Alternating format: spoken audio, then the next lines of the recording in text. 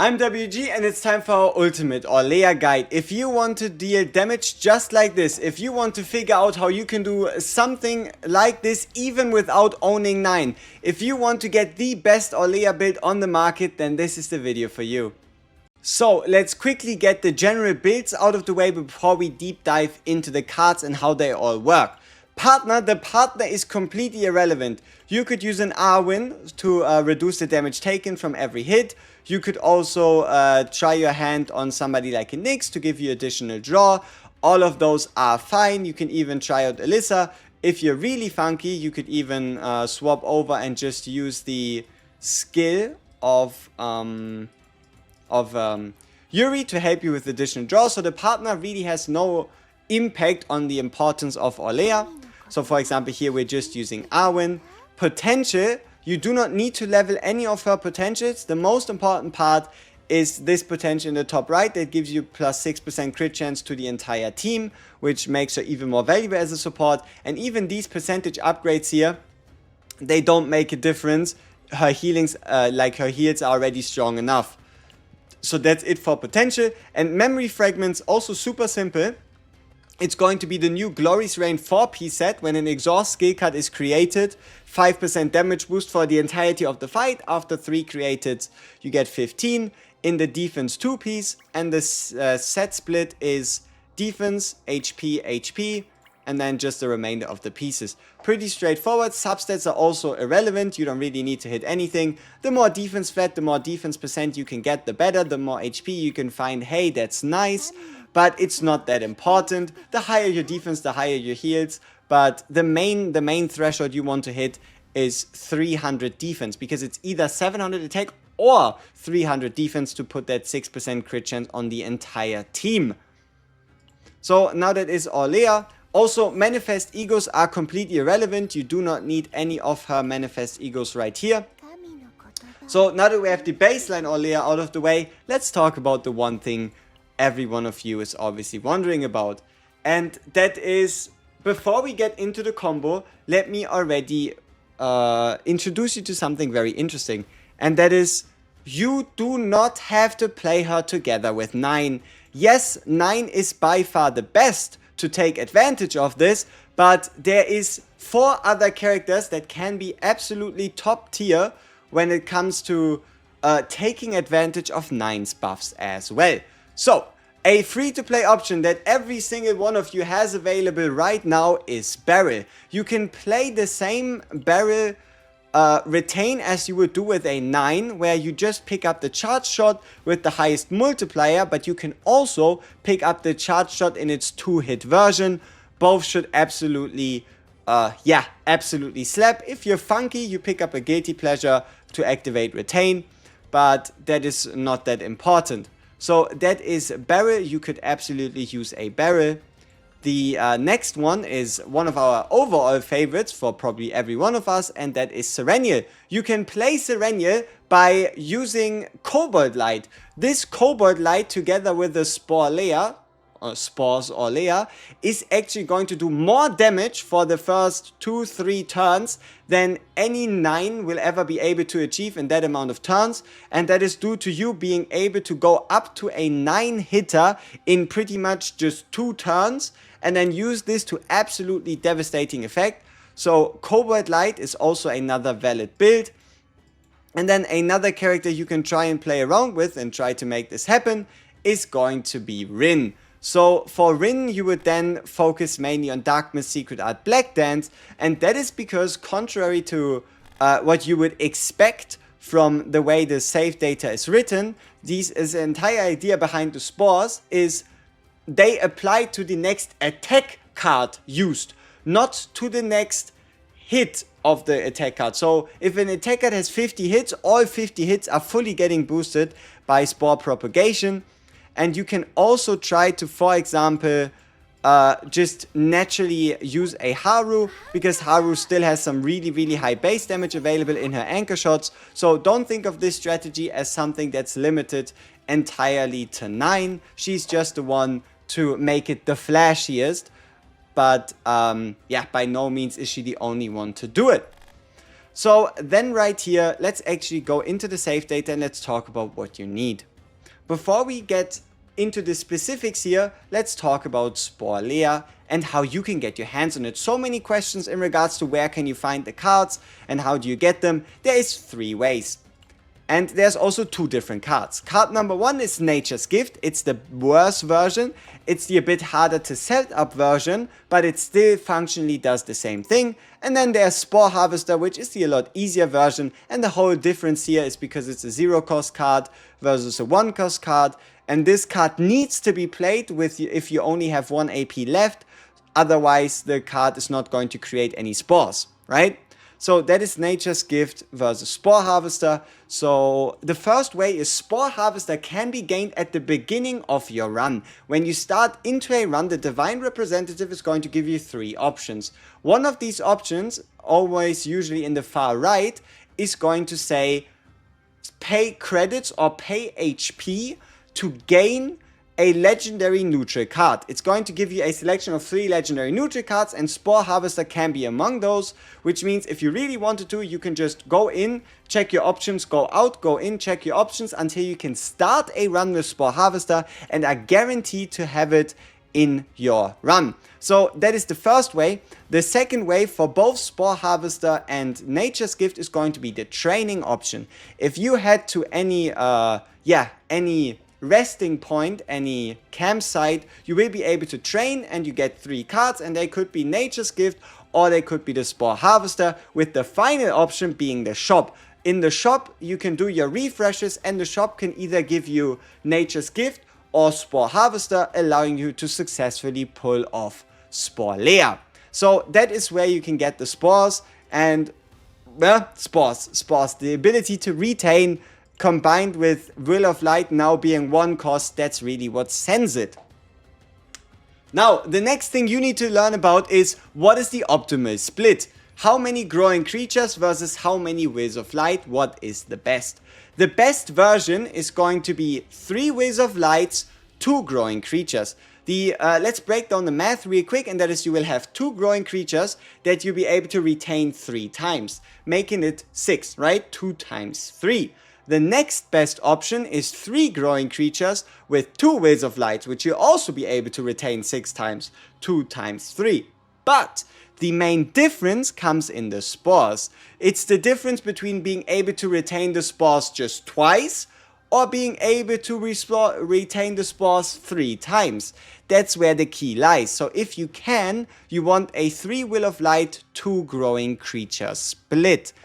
That is the most optimal split. The split order, but then again, this is only if you want the top end of the top end deck, if you want the most flashy looking. The other combinations like these ones right here are totally fine as well. 4 growing creatures, 1 Will of Light, or 4 Wills of Light, 1 growing creature, they all work. They all work exactly the same. The only difference is how fast do they scale and how much time do you want to invest in trying to get a version like this. So that is Orlea, that's the scaling, that's Will of Light versus growing creature, and if you can, you want to get 3 on 2. Now, the rest of the supporting cards are super simple. You only need to hit 2 Epiphanies. You need to hit 2 Epiphanies, and that is because you will cut. You will cut the 3 basics, you will cut Annoying, and you will cut the Sacred Sensor. You'll cut those 5 cards, leaving you with just 3 cards. Growth Acceleration, Growing Creature, and Will of Light.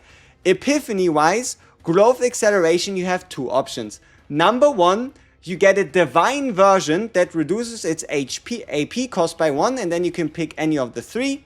And number 2 is you just pick yourself up Growth Acceleration, select 1 card in hand, trigger twice. The most important part is that it's 0 cost. So 0 cost Growth Acceleration or Divine on the 1 cost ones are what you need to go for. Growing Creature itself, you always want to go for the softy version, because then it instantly allows you to in turn 1 scale into the softies, keep the softies in hand, and start gaining stacks. Do let me put you on a little bit of a meme build, but it's not actually a meme build, and that is, you can do a build where you copy Growing Creature 3 times, and you turn one of the Growing Creatures into the Swifty version. into the one that creates Swifties, because if you do that, then all of a sudden you can have Orlea be her own DPS.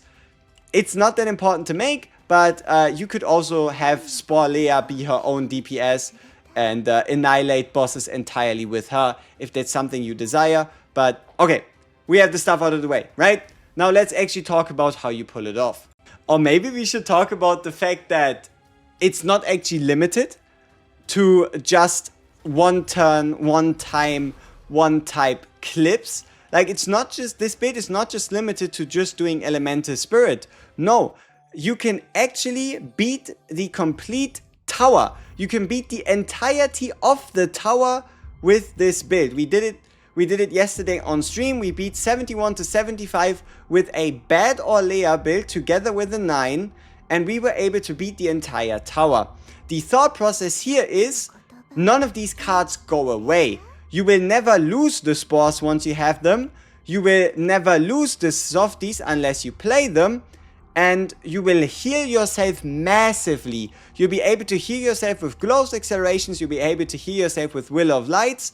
So you will be able to do something like this. So quick context here, we were able to, you see we are on turn 20. We were able to stall for around, I think, 10 to 12 turns on the boss. We were able to stall for 10 to 12 turns on the boss. The boss hit us and we were able to heal ourselves back up, allowing us to stall all the way to turn 20. But by no means would it have taken us turn 20, and that is because of this. Boom! 1.15 million. So let's actually talk about how this works and what you're looking for. So our Orlea deck is whatever Spore deck you can get your hands on. All variants work. Our DPS deck is going to feature two very specific things. A card that preferably stays in your hand, that is your main damage card. In Nine's case it is Hugh, in Barrett's case it's Shard Shot, in Serenia's case it's going to be Cobalt Light, right? A card that stays in your hand and a card that preferably boosts its damage itself. The second one is going to be a card that gets exhausted, or a card that turns into an upgrade, allowing you to play that card allowing you to play that card so that you don't have to draw the card anymore. Meaning that you will only draw one card for the character. It's between drawing one card or no cards at all for the character, where on the boss here specifically, due to him putting a bleed into your hand, it's preferred to draw one, but you could also get away with drawing no cards for a character at all. So that is your DPS. Then here we have ourselves the Orlea we talked about. And now for Ray, there's a lot of ways you can do this, but your main goal is to have a character that through the use of upgrade cards does not draw any cards anymore, and also has the ability to help you with your turn 1. The way I have it at the moment is by allowing us to exhaust cards in our draw pile and giving us AP.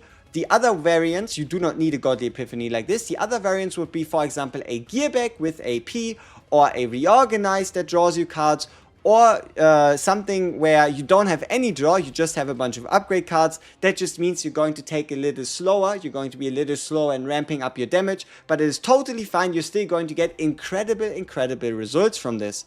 So what we're also going to do here is we'll be actually instead using Barrel. Now let me introduce you to something on what you would do on Barrel. On Barrel you want to get Charge Shot with either the 180% plus version or the plus 82 hit version, because again Spores also work with multi-hits, so it's between the left one and the rightmost one. Those are your Charge Shot options. Then for Guilty Pleasure, please, if you're running her with Barrel, it's even easier to get your turn 1 draws in. Make sure it's an exhaust Guilty Pleasure. Make sure it's an exhaust Guilty Pleasure so that you'll only have one card and one card to draw. Don't be like me and select the draw 1 activate retain cards effect, because this one doesn't actually have exhaust and I need to actually exhaust a card of Barrel myself instead of drawing this one if I want to play this optimally. So this will be the barrel we use at 700 attack, 45 crit chance, 189% crit damage. No investment into any of her potentials, nor her final potential, so her damage ceiling is even higher due to her being level 50 as well. So let's get into it, let's get into the fight, and let's play a proper run. So we again talked about the same scenario, but overall your idea is you want to exhaust every single you want to make sure you exhaust every single upgrade card, or you play every upgrade card so you can't draw them anymore. You want to make sure that you go through the entirety of your deck if possible. So here we also exhaust our Resonating Darkness. We then use Snack Time to draw our exhaust Ebony Lumen so that we can draw even more cards. That's my way of doing it, but that is by no means the way you have to be doing it.